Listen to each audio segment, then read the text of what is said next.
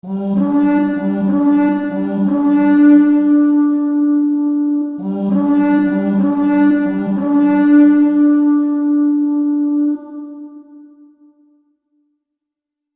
my brothers and sisters of the Order, I'm Celtic Templar and welcome to the new year. And for this new year, yes, as the title says, we are actually going to be looking at 14th century style armor. And to spark up the new year, I decided, well, might as well get new armor.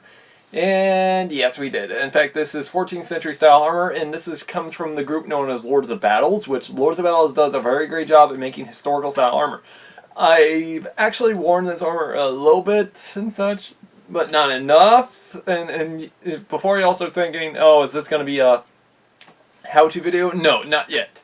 Because, in truth, the how-to video for the 14th century style armor is going to be very wide in that form. Because in truth, the 14th century had very different class systems by the style, which I'm not much of a plate armor guy. I'm mostly a mail guy. You can understand why, because due to my build, I have to wear an extra large shirt. The same as goes with male style shirts, or hauberks, or whatever you want to pronounce them as.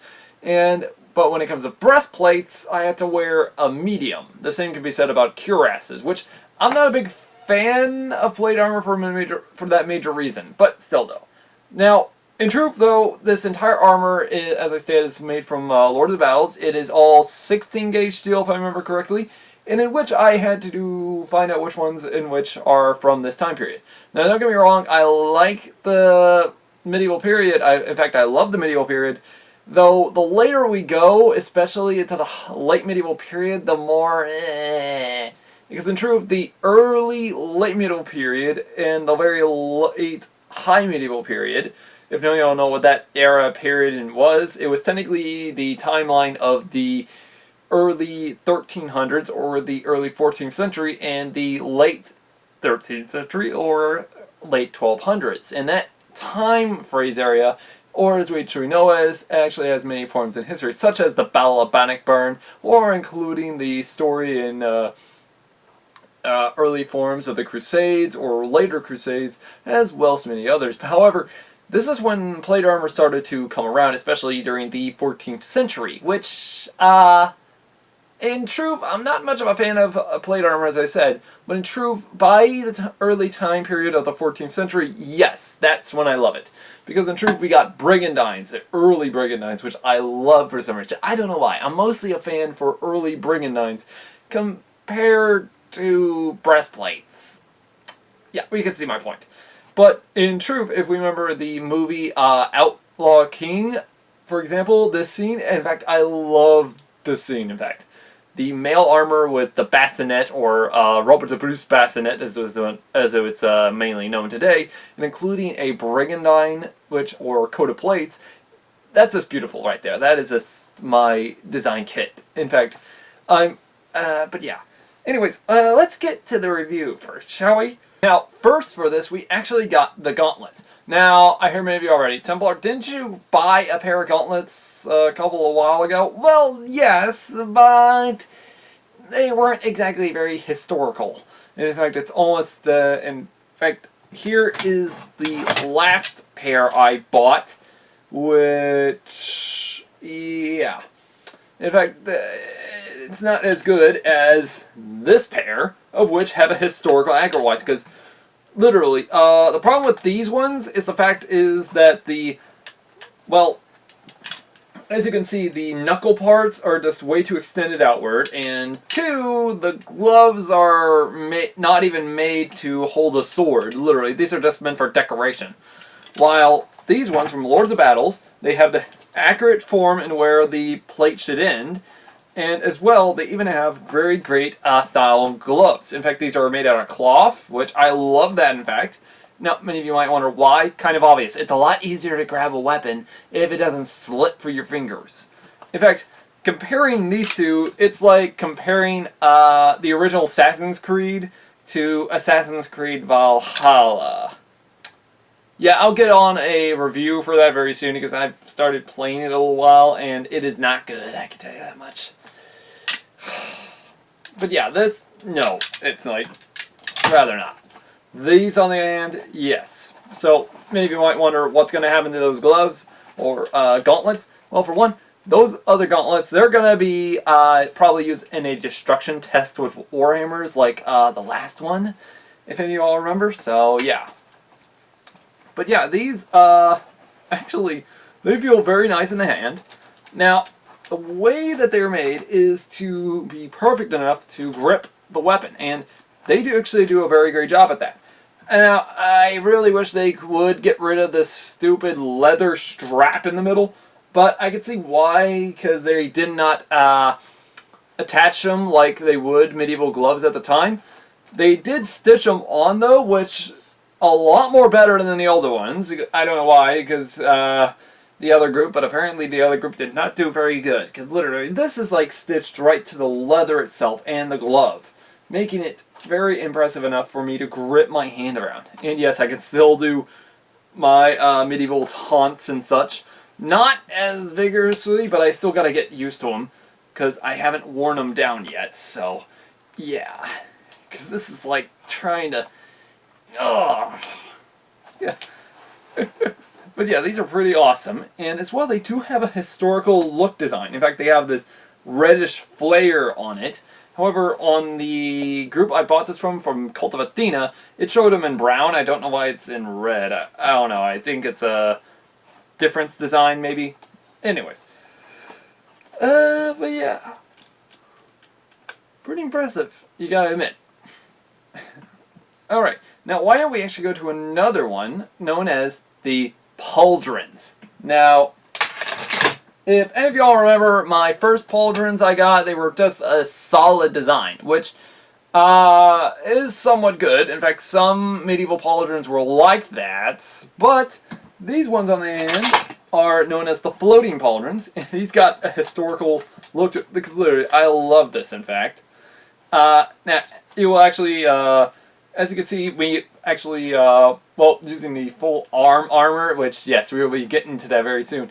But, yeah, now, in truth, you will soon see me actually getting on into full armor and all that. But in which this actually is really cool, because it even has the folding design on the back instead of the front. However, I'm still trying to figure out which one is a front or something like that, because though, seeing as though these holes are here, this probably gives me a good explanation on where the front is, because this is which, let me just put this on right here.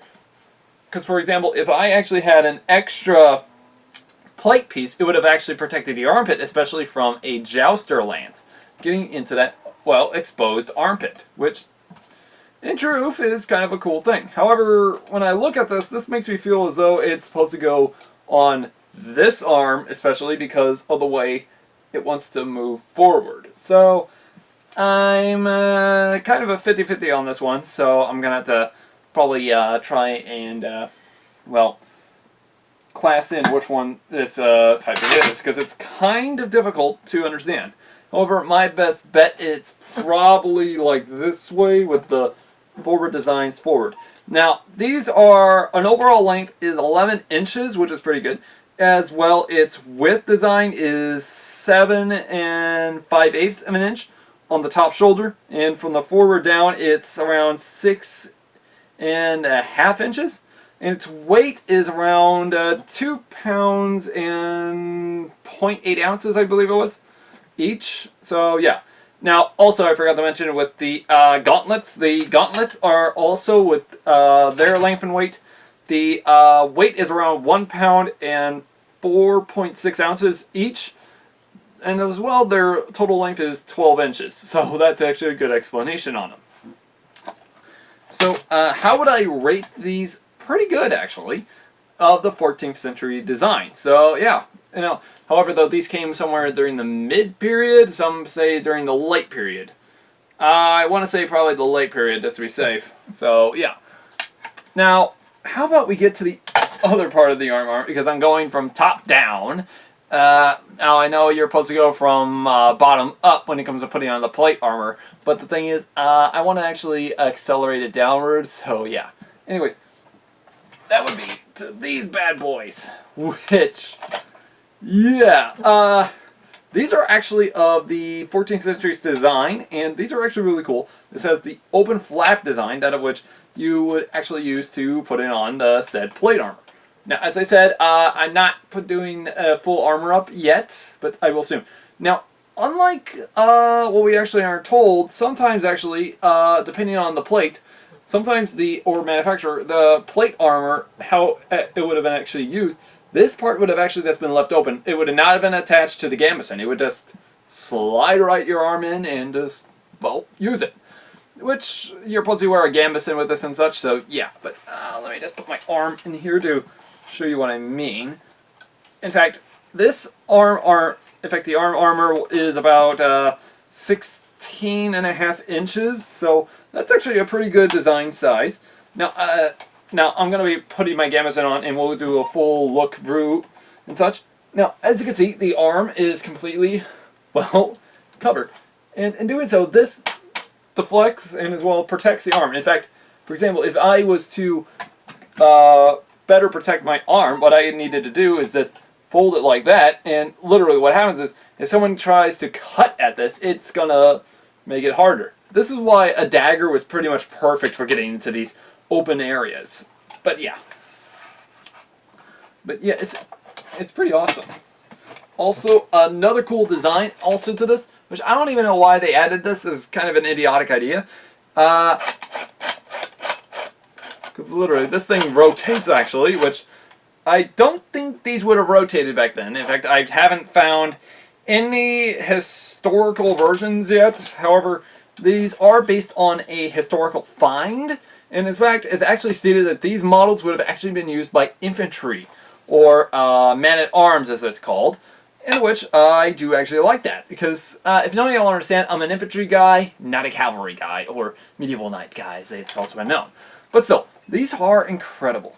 Now, why don't we actually take a look at the video real quick. Now, as you can see, I'm putting the armor on, and I have my full gambeson on. And with my movement of the arm and such, I haven't put on the mail yet, which that would cause a slight bit of a problem also. But you can see my major point to this. This arm armor was meant to protect the full arm of the body. Now, I have a better version of a gambeson I want to use with it. Problem is, I don't have the areas for the pauldrons to be on yet, so I have to work with that first before I start doing that. However, some historians even state they might have actually just done the pauldrons with the mail, which would make some sense, actually, if you think about it. So, yeah, I might need to do it like that. However, let's go a little bit further towards our next armor, such as these bad boys. The leg armor, which this is really cool. This is the 14th century style leg armor, or 14th to 15th century style. Now, this was actually really cool to get, actually. I love the look of these. These were really awesome looking. Now, I had my choice of different designs of plate armor. I wanted to get these because they had that forward design down point, in which that I wanted. Because if none of you understand, many times over by the form in history, some medieval foot soldiers, what they did is that they did not wear any greaves with the leg armor. Rather, they would just wear it like that. Now, the overall length is around 21 inches and 5/8, I believe, and of which its width on the thigh is around 8 inches, and its lower leg is around 5 inches, and all in all, its weight for each is around 5 pounds. 5 pounds and 4 ounces. That is heavy enough to probably put me in the hospital. Now, when I got these did not have the holes. I had to make them on top, so that way I had to use them. Another further note, also the belt, the cloth belt that I'm going to be using in this, I had to buy separately along with the little cords, which I don't know why they have it like that. I don't know. But yeah.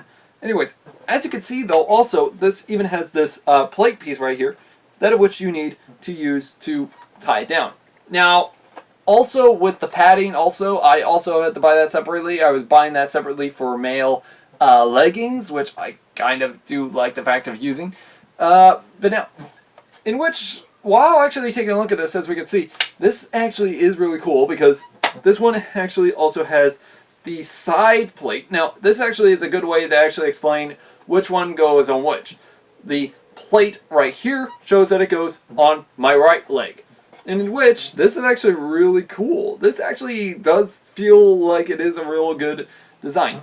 Now, I hear you already, Templar. If you bought these, you know you had to buy the greaves. Well, they didn't actually have a particular greave they're supposed to be part of for some reason. I don't know why.